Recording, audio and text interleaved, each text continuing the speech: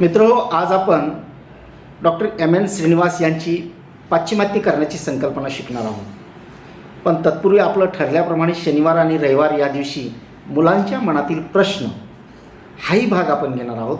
तर काही मुलांना या डॉक्टर एम.एन. श्रीनिवास यांच्या संदर्भामध्ये जे प्रश्न पडलेले आहेत ते प्रश्न आपण काय काय पडलेले होते ते मी लिहून घेतलेत आणि त्याची आज आपण वाच्यताही करणार आहोत. काही मुलांनी असं विचारलं की डॉक्टर एम.एन. श्रीनिवास यांचं पूर्ण नाव काय, त्यांचा जन्म कधी कोठे झाला. दुसरा प्रश्न असा विचारला आहे त्यांनी की डॉक्टर एम.एन. श्रीनिवास यांची जात कोणती. तिसरा प्रश्न असा विचारला आहे, एकाने विचारला आहे की डॉक्टर एम.एन. श्रीनिवास यांचं समाजशास्त्रातलं योगदान काय. Doctor M N. श्रीनिवास यांनी कोणकोणत्या प्रकारच्या संकल्पना वापरल्या, किंवा असंही विचारलं एकाने की संस्कृतीकरणाचा जनक कोण. त्याचबरोबर प्रभावी जात ही संकल्पना कोणी मांडली. या साध्या संकल्पना आहेत, त्या आपण समजून घेणारच आहोत. त्या अनुषंगाने या मुलांना पडलेल्या प्रश्नांची अगोदर उत्तरं घेऊया. पहिला प्रश्न असा होता की एम.एन. श्रीनिवास यांचं पूर्ण नाव काय. एम.एन. श्रीनिवास यांचं पूर्ण नाव म्हैसूर नरसिंहाचार श्रीनिवास. यांचा जन्म 16 नोव्हेंबर 1916 कर्नाटक राज्यातील म्हैसूर या ठिकाणी झाला. श्रीनिवास यांचा जन्म एका ब्राह्मण कुटुंबामध्ये झाला, म्हणजेच पर्यायाने त्यांची जात झाली ब्राह्मण. संस्कृतीकरण ही संकल्पना कोणी मांडली. संस्कृतीकरण शिकवत असताना आपण संस्कृतीच्या संदर्भामध्ये वेगळा व्हिडिओ बघितलेला आहे. ज्यांनी बघितला नसेल त्यांनी आवर्जून बघा. संस्कृतीकरण ही संकल्पना डॉक्टर एम.एन. श्रीनिवास यांनी मांडली. Doctor M N. श्रीनिवास की ज्यांचं नाव आहे म्हैसूर नरसिंहाचार श्रीनिवास यांनी समाजशास्त्रामध्ये योगदान देत असताना अनेक प्रकारची पुस्तकं लिहिली. त्यावरतीही आपण एक वेगळा व्हिडिओ बनवणार आहोत. या पुस्तकांच्या व्यतिरिक्त त्यांच्या मनामध्ये असलेल्या वेगवेगळ्या संकल्पना त्याही त्यांनी मांडलेल्या आहेत. आणि एकंदरीत त्यांच्या संपूर्ण समाजशास्त्रातील योगदानाबद्दल डॉक्टर एम.एन. श्रीनिवास यांना भारत सरकारने पद्मभूषण ही पदवी दिलेली, हा पुरस्कार दिलेला आहे. म्हणजे समाजशास्त्रातील पद्मभूषण पुरस्कार प्राप्त करणारे असे भारतीय समाजशास्त्रीय विचारवंत, जो पेपर क्रमांक 12ला आपल्याला सिलेबसला ठेवलेला आहे. भारतीय समाजशास्त्रीय विचारवंत डॉक्टर एम.एन. श्रीनिवास यांची असणारी पाश्चात्तीकरणाची संकल्पना आज आपण शिकणार आहोत.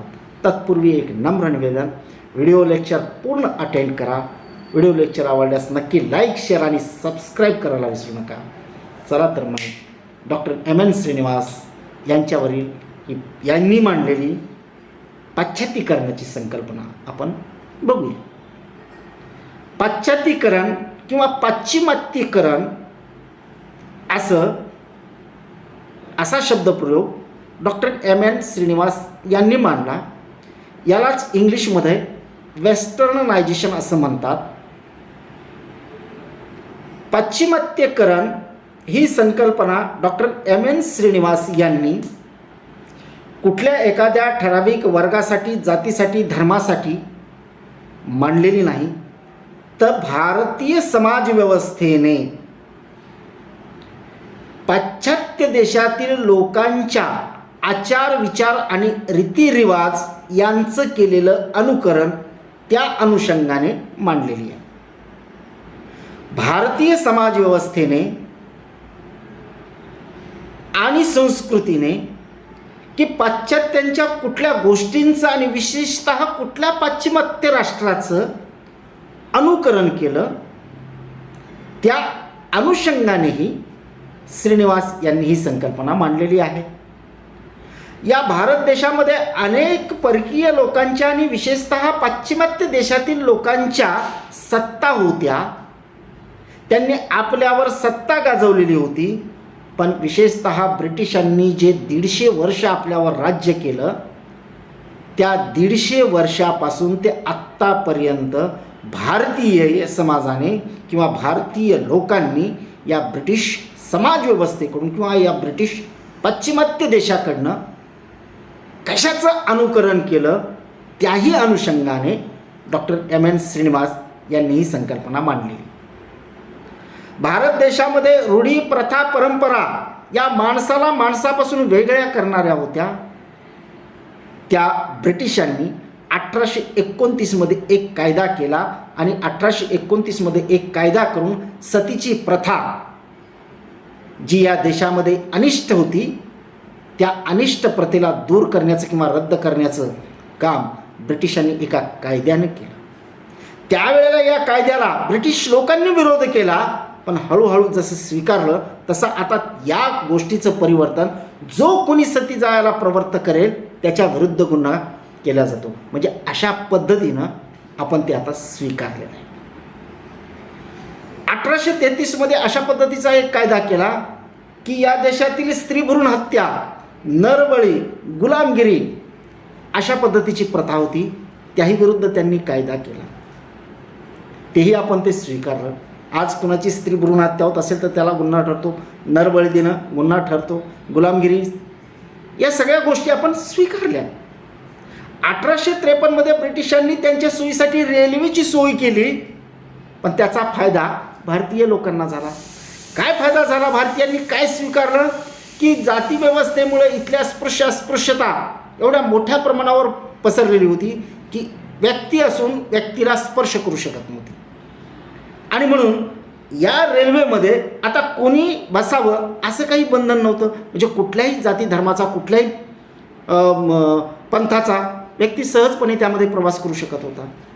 म्हणजे जातीयता नष्ट करायची ती प्रथा, ती परंपरा, तो रीतिरिवाज आपण ब्रिटिशांकडून स्वीकारला, अंगीकारला.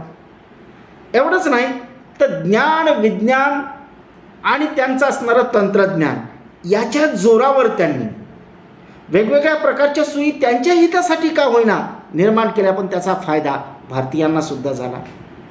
आपली पोलीस यंत्रणा असेल, आपलं न्यायालय असेल, आपल्या वेगवेगळ्या प्रकारच्या शाळा असतील, प्रिंटिंग प्रेस असतील, याचा परिणाम भारतीय समाज जीवनावर एवढ्या पद्धतीनं झाला की नोकरशाहीची व्यवस्था इथं मजबूत झाली. आणि प्रिंटिंग प्रेसनं तर एवढा चमत्कार घडवून आणला की या देशामध्ये पूर्वी परंपरागत शिक्षण पद्धती अस्तित्वात होती आणि तीही काही ठराविक लोकांनाच अस्तित्व. म्हणजे या देशातील काही ठराविक लोकांनीच, ठराविक वर्गात, जातीतील वर्गातील लोकांनीच परंपरेने चालत आलेले शिक्षण घ्यावं अशी पद्धती या देशामध्ये अस्तित्वात होती. पण ब्रिटिशांनी प्रिंटिंग प्रेसचा शोध लागल्यानंतर वेगवेगळी पुस्तकं छापून यायला लागली आणि त्याचा परिणाम असा झाला की ब्रिटिशांनी चालू केलेल्या शाळामध्ये विविध जाती धर्माची मुलं जाऊ लागली आणि ही वेगवेगळी छपाई केलेली पुस्तकं वाचायला मिळू लागली. आणि म्हणून देश विदेशामध्ये कशा प्रकारची परिस्थिती आहे, तिथलं धोरण कशा पद्धतीचं आहे हे इथल्या लोकांना कळायला लागलं.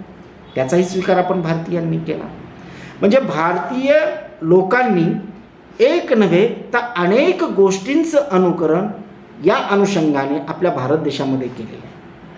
एकंदरीत सांगत असताना आपल्याला असं सांगावं लागेल की पाश्चिमात्यकरण ही संकल्पना की समाजव्यवस्थेमध्ये समाज स्थिर ठेवणाऱ्या काही संकल्पना असतात. जसं की सामाजिकरण, सामाजिक नियंत्रण या समाज स्थिर ठेवणाऱ्या संकल्पना आहेत.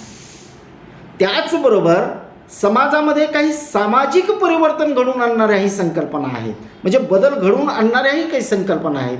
त्यातली सामाजिक परिवर्तनाची संकल्पना, सामाजिक गतिमत्वाची संकल्पना, या गतिमत्व आणि सामाजिक परिवर्तनाच्या अनुषंगानेच डॉक्टर एम.एन. श्रीनिवास यांनी पाश्चिमात्यकरण ही संकल्पना वापरलेली आहे.